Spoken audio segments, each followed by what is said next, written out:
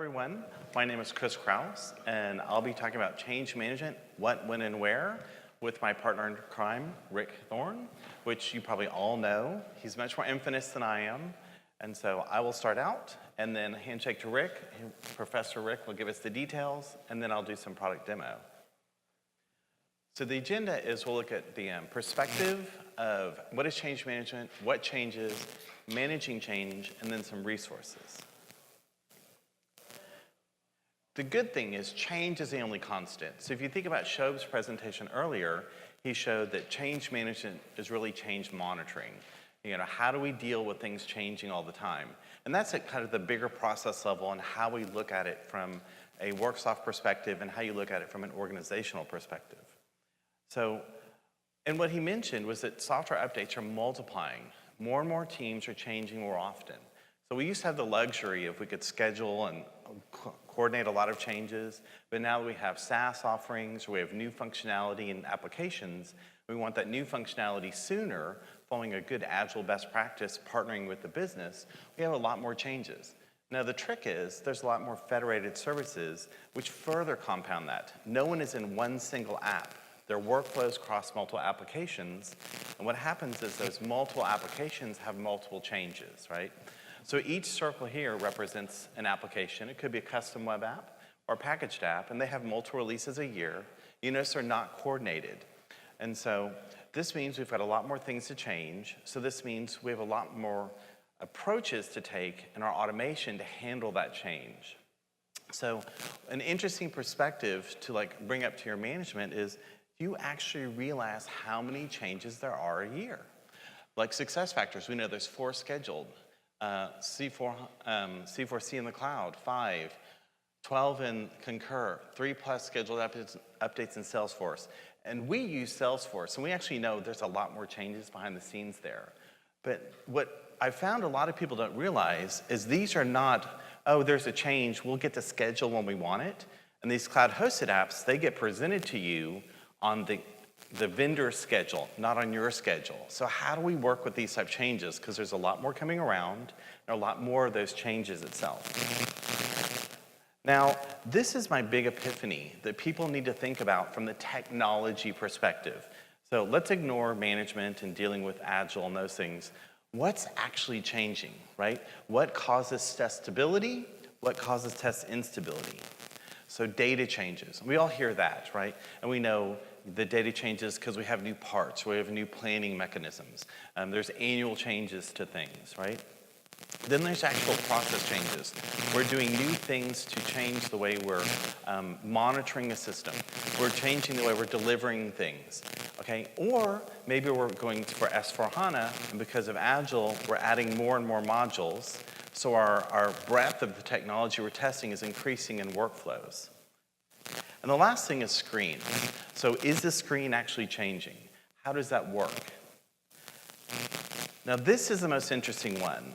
And my office is right next to Brian Smith, and we talk about this all the time. And I say, quite honestly, the fact that SAP GUI has perfectly ability to have physical names that never change has caused us to get a little bit lazy.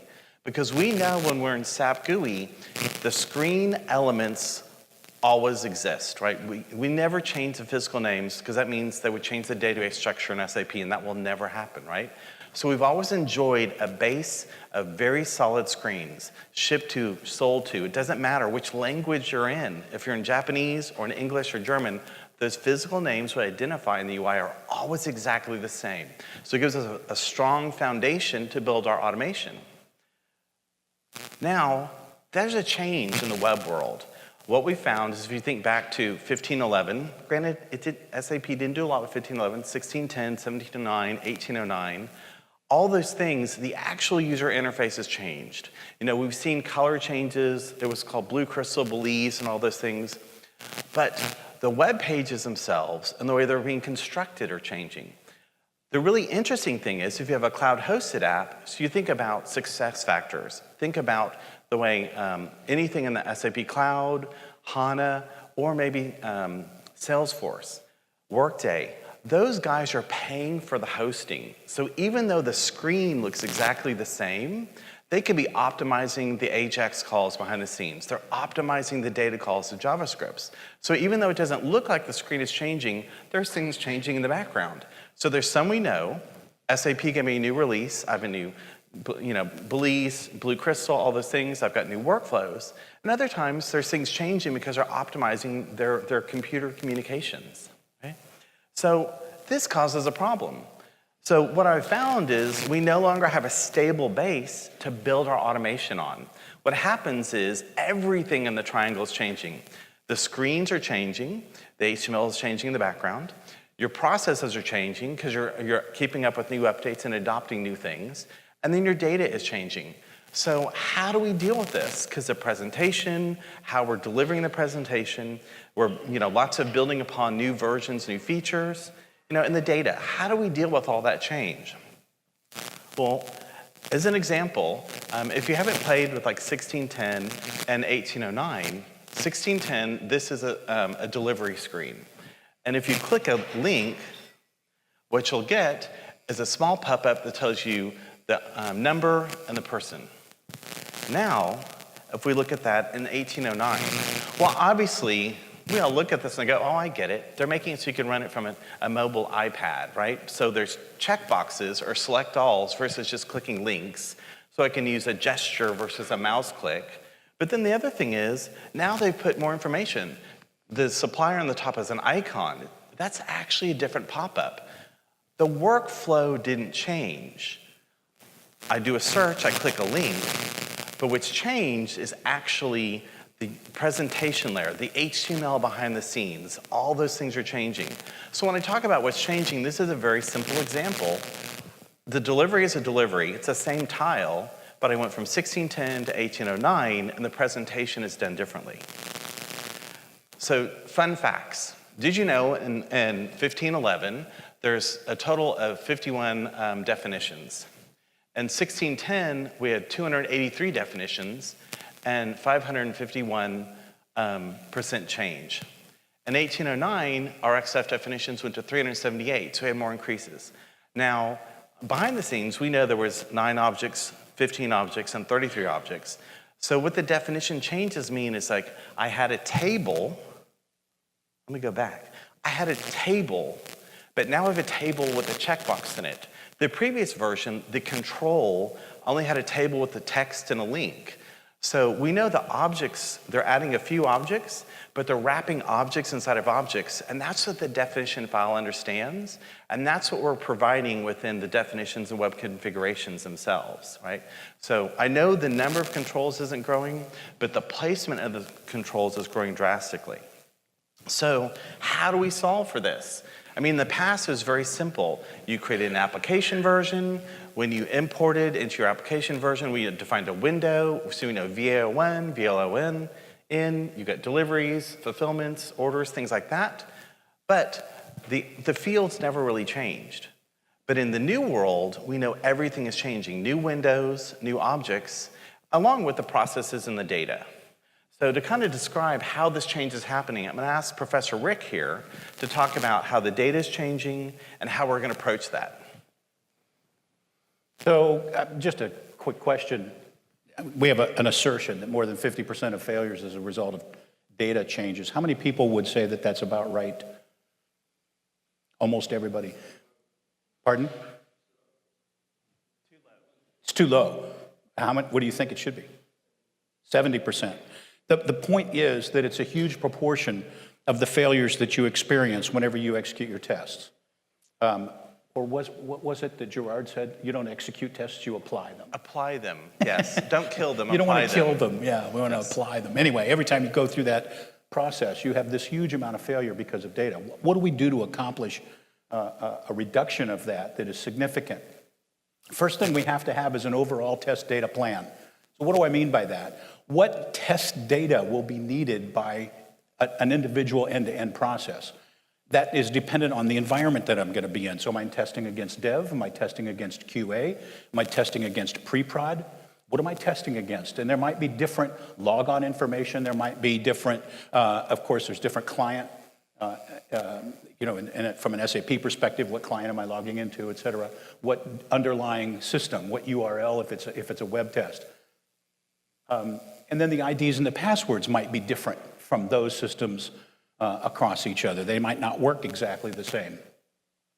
So then you also have, in addition to that, the test data refresh.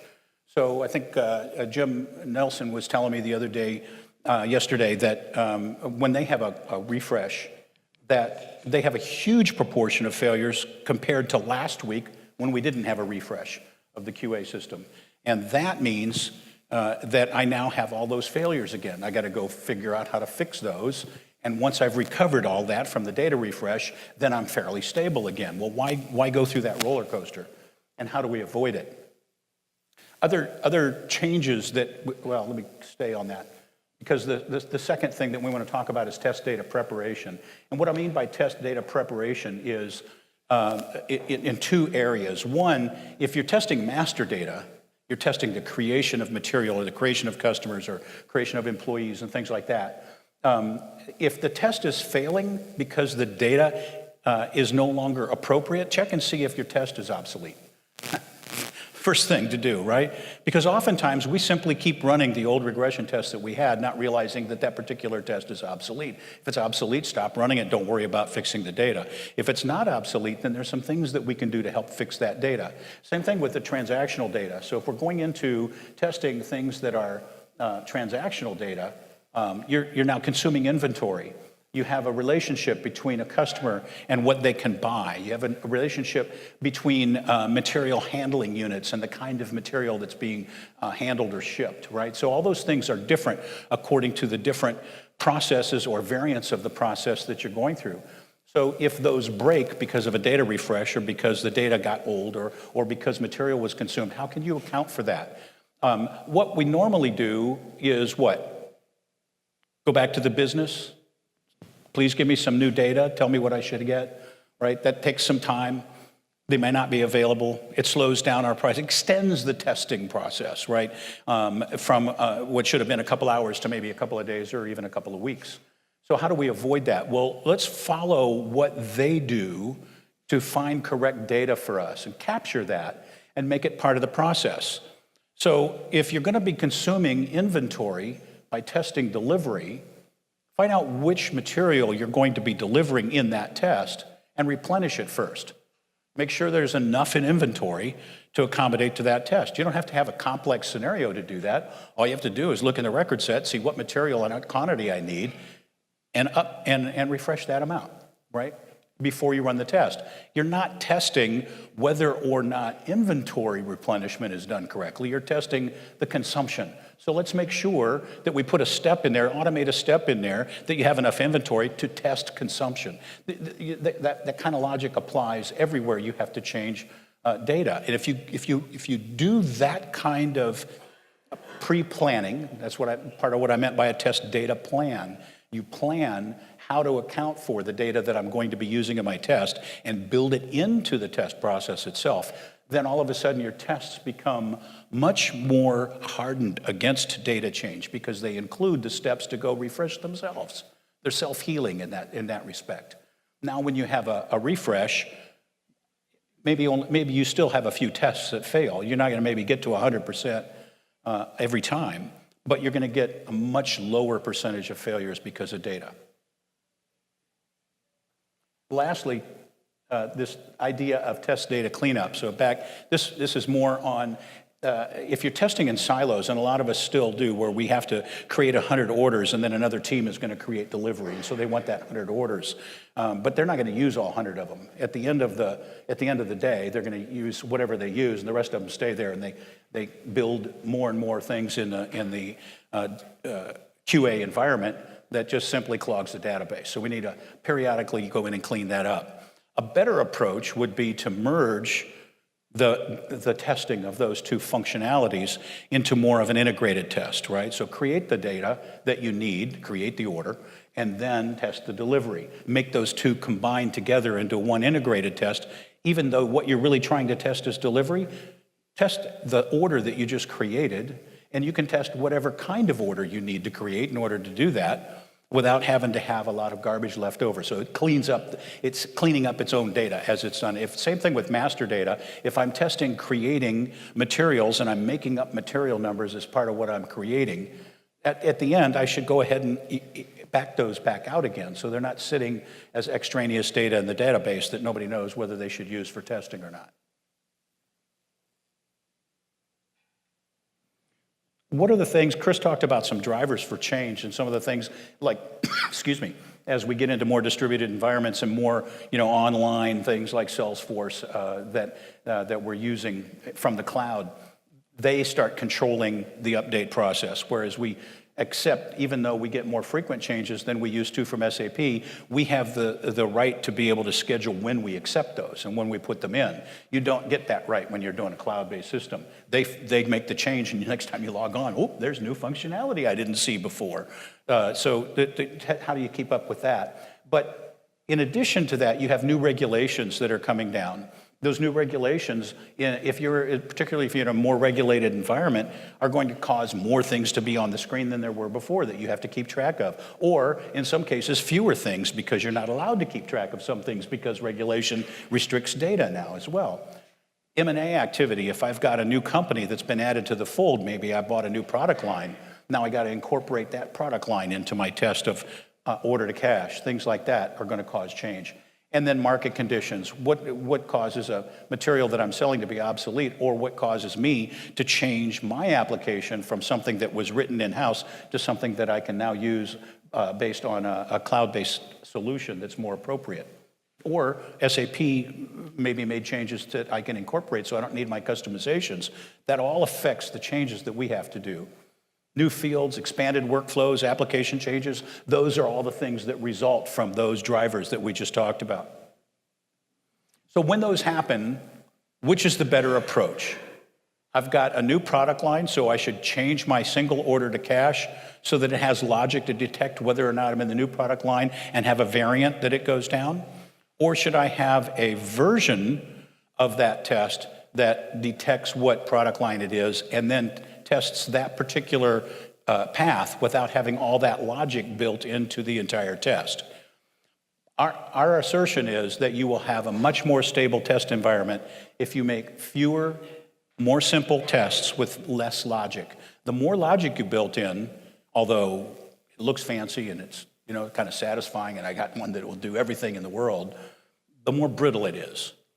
And you kind of pass a threshold at some point where now you're not just testing the application and the process, you're now testing the test. If the test fails, we don't want to have to go find out, did it fail because the test was too complex, or did it fail because something changed that it was testing?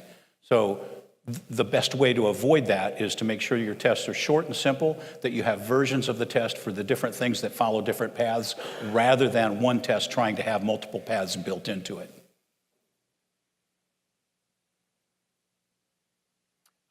We've done a bunch of change management related enhancements. Actually, it's the other way around. Chris has done a bunch of enhancements through his teams that he directs to the software, which we decided would be, and he helped us to decide this, by the way, would be very useful in change management. And let me just give you an example. When you are making a change to an end-to-end test, you copy it down from your client gold copy into a project folder for making changes for these updates. And in that, you put it in your sandbox. Now, when you copy down that end-to-end, you have to then go up and find all of the children that are in it and grab those and copy those down. Then you have to change the end-to-end test that's in your sandbox so that it points to the children that you just copied down. Otherwise, you risk changing something that's still in production. Also, all of the related pieces like the layouts and the record sets and so forth, you have to manage all of that. You have to catch all of that. That's a process that's fairly prone to error. The same thing happens then when you're pushing it back up to client gold copy. Now I have to once again make sure that I'm copying the ones that changed and overwriting the ones that were in production before that I want to change, and not overwriting the ones that I don't want to change, right? So again, a lot of potential for error because we're manually doing things. A lot of these enhancements allow us to be more automated in how we're controlling change process. We're an automation company. Like Chris likes to say, we should drink our own champagne. So Chris is going to walk us through how can we use these enhancements that are listed here as a way of doing a better job or potentially doing a much more automated job of change management. I guess I'm using this one. Got it. This will be a feat like you've never seen before. So we kind of gave some new features. We've got process import, export, and I realized a lot of people may not understand actually how versioning works of applications, and then how does the new merge and the new compare work. So there's a lot of use cases out for this. It's like I've got a new version of the web application, so therefore my attribute strings are changing, or the way we find things, our configurations. So I need a new version of the application. How do I make it easy to get a copy of an application, maybe put it in a sandbox, maybe import my captures from Analyze into a new version, things like that? How do I actually promote my processes and objects between things? So what I'm going to do is actually go over to the product. Okay, so we're all familiar with Certify, right? Now, if you have Certify 10 and you have the latest Certify 10, or you have Certify 11, and you do right-click, you can actually export a process. Okay? So I'm going to cheat and call this 2. While he's doing that, let me just say, don't try this at home unless you are at 10.1.0.539 or version 11 of Certify. If you're anything lower than that, don't do this. So I already had a process named 2. Okay, now, what you'll see here is we said for that process, we knew it had children, but it also has record sets and layouts. So in the past, we would copy processes and we moved them down to the sandbox folder, those things would get messed up, right? But in this case, what I see is I can see those are all the record sets, or let me show, these are the ones that this process uses. So in this case, it's only referencing the Fiori. So if I know I want to pull other data with it, I can do that. Or maybe I reference them dynamically by changing the record set in the program versus what my general tab shows me. So what we've done is we've made it easy to export a process and move it out. So in the past, we used something called content compare, and you actually had to go to the database and point to the database and move them back and forth. Well, now what we can do is I can actually go through and say, here's a zip file, and if I look at the manifest, I'll see this is going to show me I had 5 certified processes, 1 layout, 15 variables, 35 map object count. So when I did this export, I picked a process. It had sub-processes, added applications and objects and variables. I've actually extracted all that into a nice zip file. So you can put this in your source control to say, hey, here's a gold copy of this test for auditing purposes, or you can actually import it into a new environment.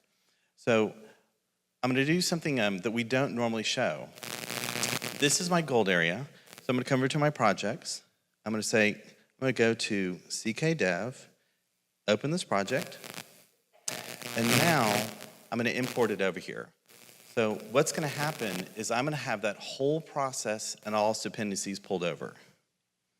Say import process, and I named it 2.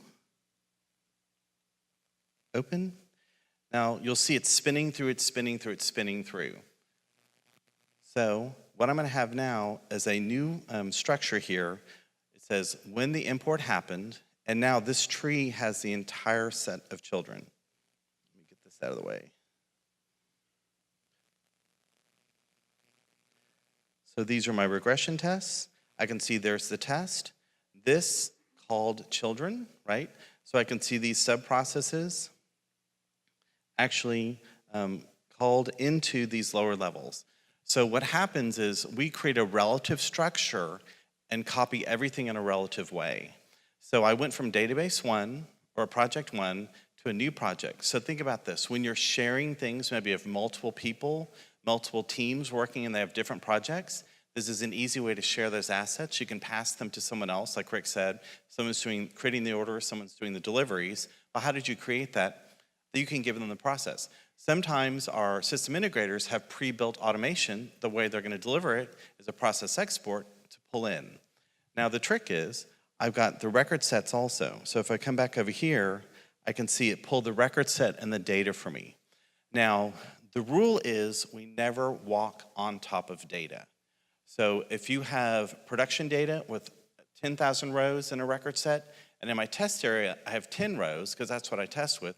When you import that over, we will then iterate and say sub 1, sub 2, sub 3. We won't wipe out your data, because we know those things are important. And you may have different data in your productive environments than you do in your test environments. We'll do the same things if variables change types. So if you had a date, and then it was a times date versus a text field or numeric, we won't walk over the variables, we'll automatically iterate them. So we don't want to break what's working. Now the nice thing is we actually pull in all of everything you need. So the sub-processes that are referenced will all be here, your utility classes will all be here, and so I now have a complete view of this. So I have an option here.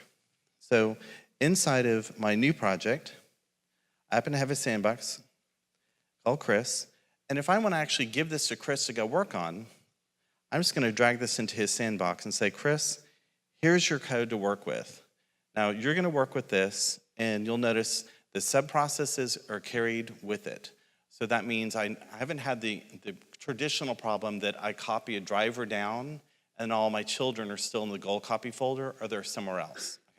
That really solves that. So I think that will solve a lot of mistakes if I accidentally edited a process that's actually in a gold folder, right? So this is how process import export works. It lets us do like a deep copy of the tree and everything that's happened there. So pretty handy, and we think most people will like this. And then what happens is it sets up all of the applications and variables for you. So speaking of applications, that's the thing that I said is changing the most in the web world, right? With the SAP GUI, your physical field names never changed, VBAC, blah, blah, blah, right? But in the web, every time we go to a major release of SAP, 1709, 1610, 1709, 1809, those type things, they're changing what's behind the scenes. So that means we don't necessarily just always put things in one application. We need to have a little more rigor in that. So I actually have, inside of here, I have a web, and under web, I actually have Fiori. So this is where all my existing Fiori windows are. So if I know I'm going to start approaching, say, a new version of SAP, and I'm pretty sure that there's changes in the flow and there's changes in the UI, but I want to make sure and create a fresh set of objects for those. So what I'll do is I can simply come into here and actually create a new version.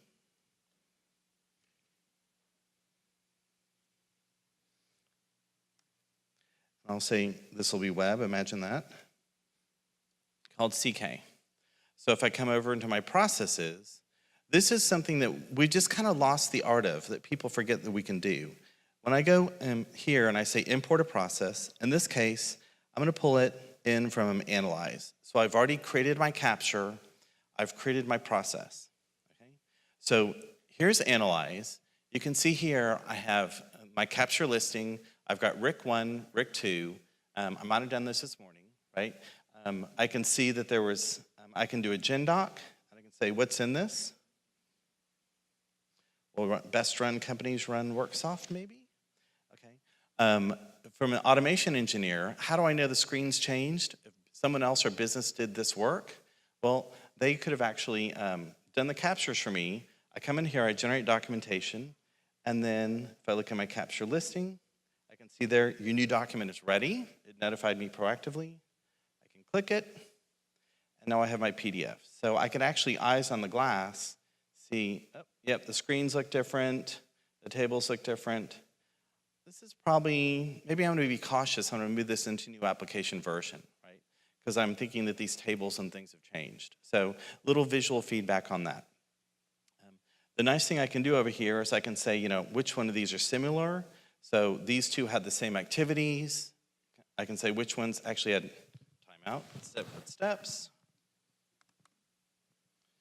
That was bound to happen. And it's not a demo unless I type my password wrong once in front of lots of people. So if you've ever watched a webinar, you know this is my gig.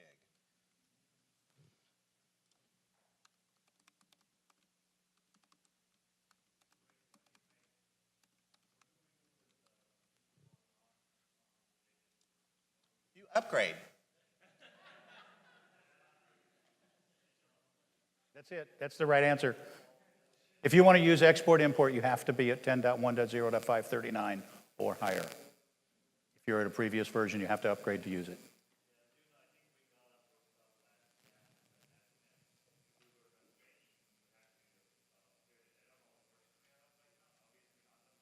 Right, Yep. right. Yep. You'll want to upgrade. And so, in the capture listing, We spent a lot of energy as a company between 10.0.177 and 10.0.539. All of those intervening ones, almost 90% or more of code changes were directly related to export import. So we know there are problems in those lower versions. Do not use them for export import.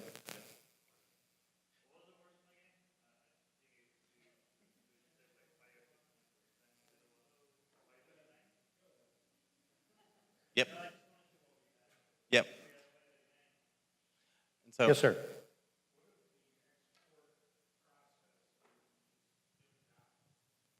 Say that again?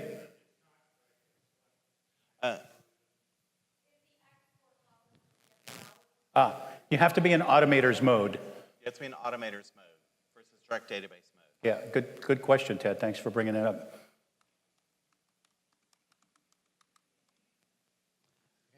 So I've got two processes here, RIC1, RIC2, that I exported. And now when I go to import them, so remember this drop-down here. With SAP GUI, it kind of didn't matter. We didn't do a lot of changes into here. But with the new versioning, this is when we actually associate the version with the application itself. Okay? So this is the thing. When we talk about versioning the applications and versioning the HTML, this is where we're doing it. When we do the import, if you do a capture or a live touch and you pick your application versions, this is where we're lining those up. And so this is where it's changed a little bit. Because in the past, SAP GUI was just immutable. It's always the same. So now, when we have multiple versions of our web applications, we'll have to pick the right one. Okay? So because not everybody's going to create a separate project and move everything over. Sometimes you'll have both of them there because they're working in tandem and parallel. So this is actually tied to kind of the magic of why Worksoft, right? Because if you're doing scripting, say in Selenium, your object definition is in every test. In our case, the act of importing is saying these actions are associated with this version of the object, so I can have two different versions of the objects. And then when I do the process export, I actually carry those objects and I can put them into a new database or into a new project in that. So this is like the key to making the application changes work well. Rick's talked about data changes because we know we'll always have data changes, we'll have process changes, and on web, we'll have application changes. So this is the trick, putting it into the right one, and then you get the right versions associated with your objects. There is a little known thing that you can actually do a project export and import and rev the versions, but I found with all these changes in the web stuff, actually putting them in a new version is a little bit easier to maintain. So if I look at the attribute strings, I know which one is for which version. And if you want to know any gory details, you can always ask Mike Veach. He's an expert in this and does it all the time with S4HANA and Fiori. Right, Mike? Yes. So I'll just pick one and import. So this is key when we do this. And then what happens is we now associate the applications with the right versions. Okay? So this is probably the biggest thing that we have to get people thinking about. Is when we're versioning, we now have changes in the applications, but we actually handle it very gracefully through creating versions associated with projects and importing them there. So we've got about 5 minutes left, so I'll open it up for questions. Wayne?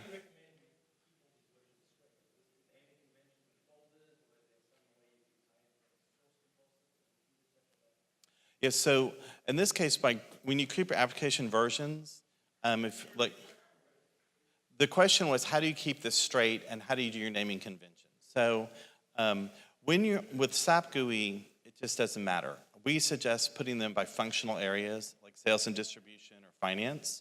On the web pages, you would probably have sales and distribution for 1609, maybe one for 1710. When we load our XF definitions, we may say Fiori, and we'll put the versions with them. So you will have multiple versions. So the idea is you can have an application, applications have multiple versions. There's a checkbox that says shared across projects. Check that, makes it easier. Now, if you go and put this into a source control, export it and put it out there, and then you've upgraded later, when you import it, it'll import in the old version so you have it, and then you have to upgrade. Now, the trick is there's a real-time connection between the field and the test.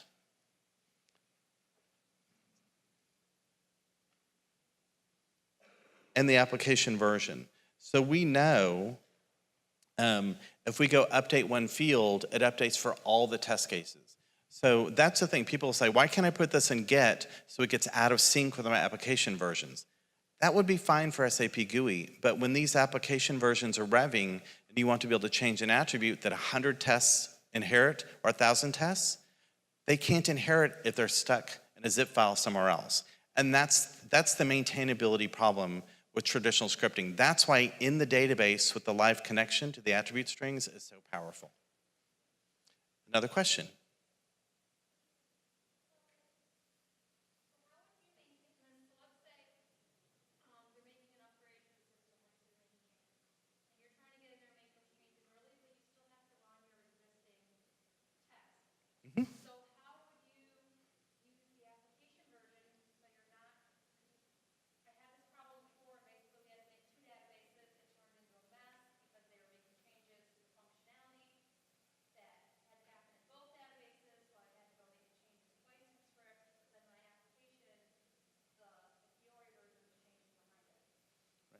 So the two databases answer, I think, is the correct one. But what you need to keep in mind is with export-import, you can have a dev database and a prod database for Certify now. So export your gold copy, import it from prod, import it into your project file for making the change, project folder for making the changes in dev, make the changes, do your peer review, and when you're ready to bring it back over, you export it from dev and import it back into prod. That way you've maintained consistency of your current testing environment. If you've got an iteration of regression testing or whatever that needs to be done in your prod environment, you haven't impacted that at all. You've made all your changes in dev. As soon as you're ready to promote that to prod, you want to make those changes to prod now, so it's appropriate to import them into the prod database. But that way you also don't have to maintain two different versions of stuff concurrent. In other words, what I've got in dev is historical information. I can either archive it and save it for historical reference purposes or rollback, which we're soon to be able to have, or I can simply erase it from dev and because my current version is in prod. Yeah. Yes, sir.